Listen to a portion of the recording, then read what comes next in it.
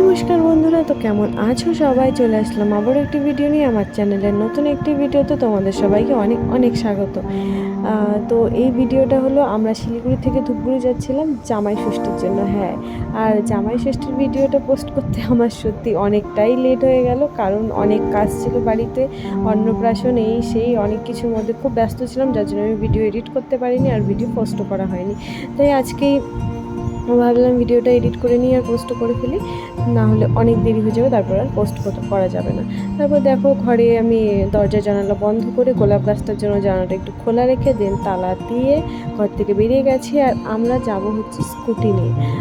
অনেকদিন পরে স্কুটি নিয়ে যাচ্ছি ধূপগুড়িতে, তো স্কুটি নিয়ে বেরিয়ে পড়েছি। আর ওয়েদারটা সত্যি খুব গরম ছিল, আর যেহেতু জামাই ষষ্ঠী ছিল আর রোববার ছিল, তাই বাসে খুব ভিড় হবে, বাস কম থাকবে, তার জন্য আমরা স্কুটি নিয়ে আসা আমাদের। তারপর যাই হোক, চলো এবার যাওয়া যাক।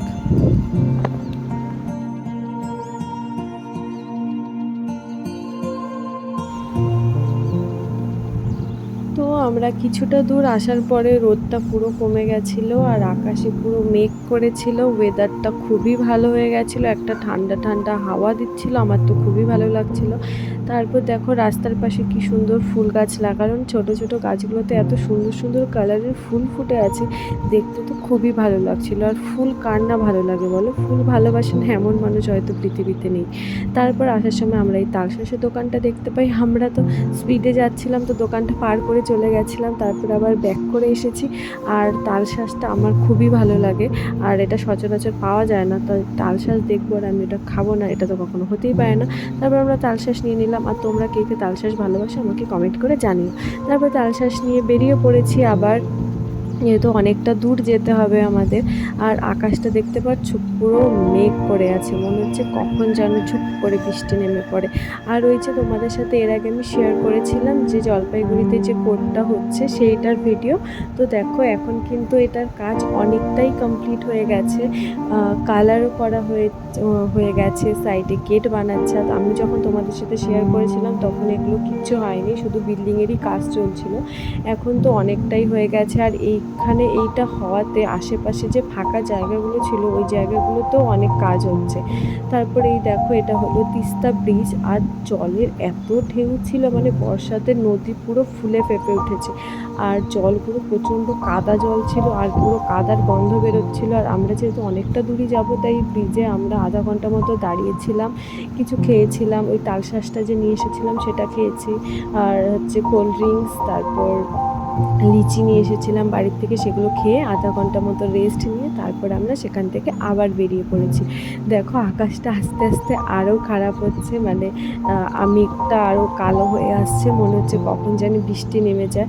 আর আমরা যেহেতু স্কুটিতে যাচ্ছিলাম আর আমাদের কাছে রেনকোটও ছিল না, তাই একটু ভয় লাগছিল যদি বৃষ্টি নেমে যায় তাহলে কি হবে, পুরো তো ভিজে বাড়ি যেতে হবে, তো সেটার একটু ভয় লাগছিল। তাছাড়া এই মানে আকাশটা মেঘলা হওয়া, তো ওয়েদারটাও ভালো হয়ে গেছিলো, হাওয়া দিচ্ছিল একটা, সেটাও ভালো লাগছিল, আবার একটা টেনশনের কাজ করছিল।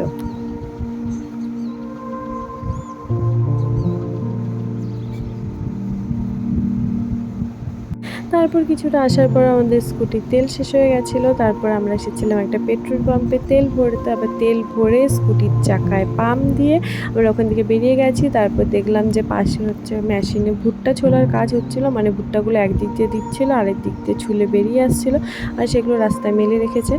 আর তারপর আমরা চলে এসেছি ধূপগুড়িতে। ধূপগুড়িতে আসলে মনটা কেমন খুশি খুশি হয়ে যায়, মনে হয় নিজের জায়গায় চলে এসেছি।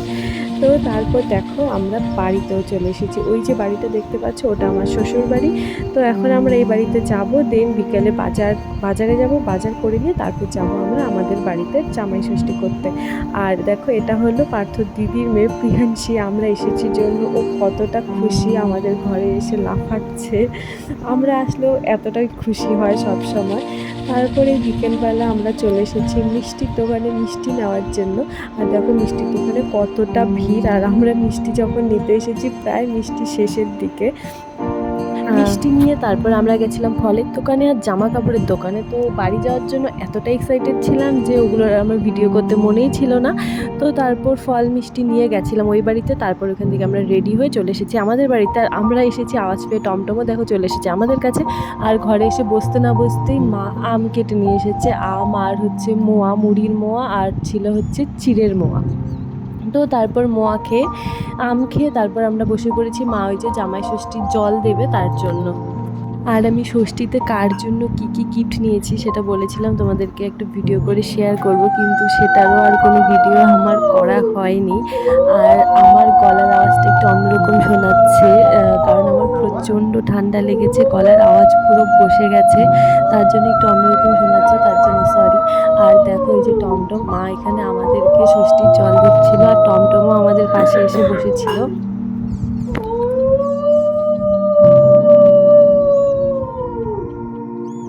এই দেখো আমি আমার জন্য এই ইন্ডিগো ব্লু যে শাড়িটা এটা কিনেছি, এটা আমার অনেক দিন থেকে কেনার ইচ্ছে ছিল, তাই এখন কিনে নিয়েছি।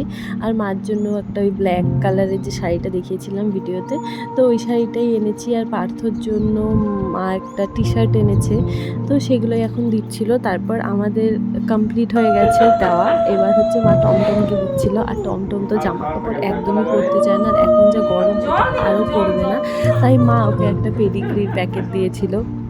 প্রতিবারই মা ষষ্ঠীর সময় টমটমকে ধান দুপুর দিয়ে আশীর্বাদ করে একটা পেডিগ্রির প্যাকেট দেয়, কারণ ও তো জামা কাপড় পরতে চায় না, ও যে যেটাতে খুশি। তারপর দেখো মা এখানে রান্না অনেকটাই কমপ্লিট করে ফেলেছে, আর বাকি যতটুকু ছিল সেই রান্না বান্নাগুলো করে নিচ্ছিল। এবার আমার মার মুখ থেকেই শুনে নাও আমার মা জামাইয়ের জন্য কি কি রান্না করেছে। কি রান্না করতেছো?